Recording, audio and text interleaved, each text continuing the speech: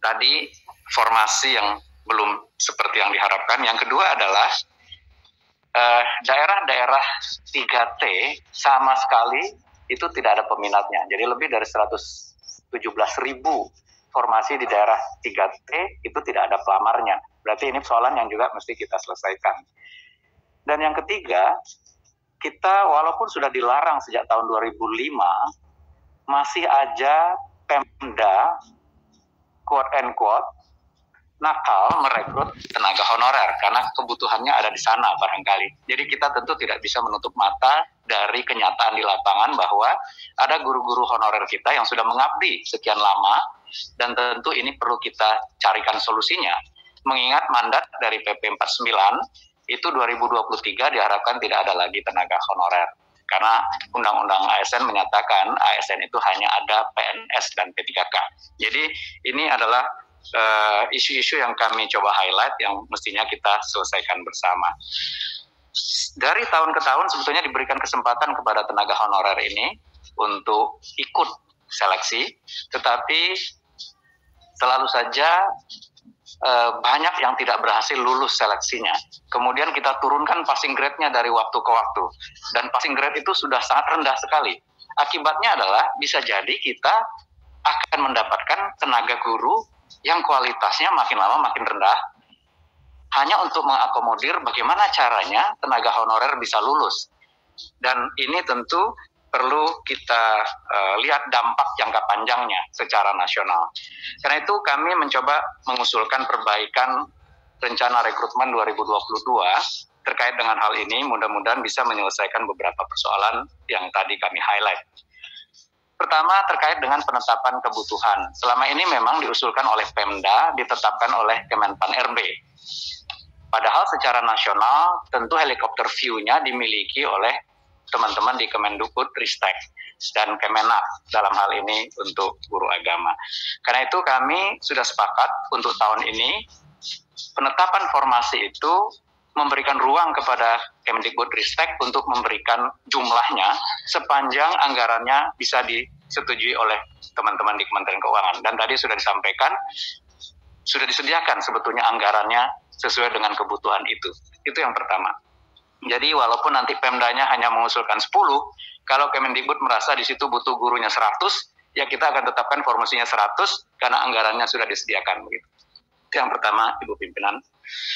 Yang kedua, kita harus membedakan proses seleksi guru-guru honorer yang sudah mengabdi sekian tahun dengan rekrutan baru.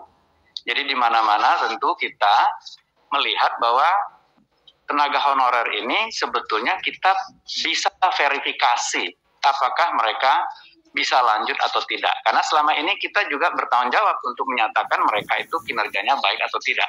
Tetapi ya kita tidak bisa mencari ini salahnya siapa.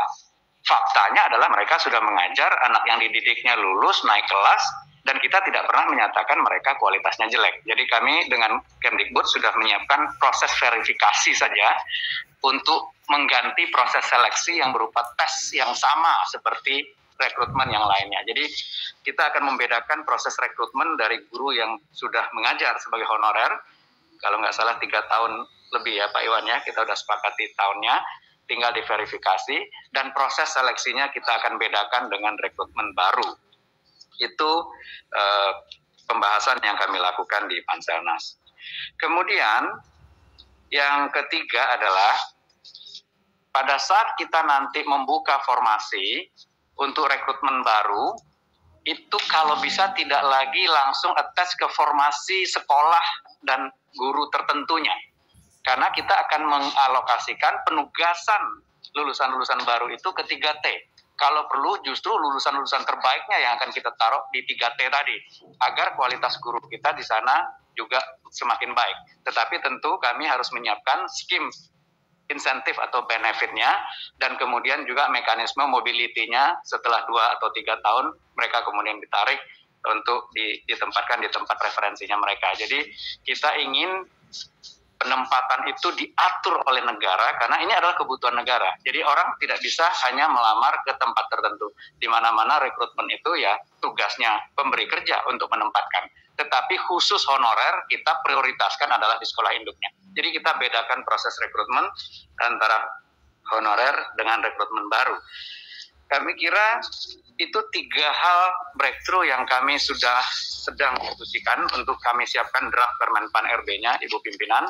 Pertama tadi terkait penetapan kebutuhannya, tidak lagi hanya oleh Pemda, tetapi juga secara nasional ditetapkan kebutuhan. Kedua, proses rekrutmennya akan kami bedakan antara yang honorer dengan yang rekrutmen baru. Jadi rekrutmen baru ini passing grade-nya bisa kita naikkan setinggi mungkin, dan bahkan lulusan-lulusan terbaiknya bisa kita tempatkan di daerah-daerah 3T.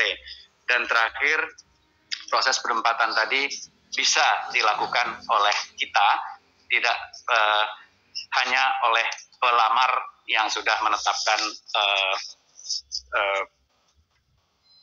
formasi lamarannya di tempat-tempat tertentu. Kami kira itu tambahan sedikit, Ibu Pimpinan. Terima kasih.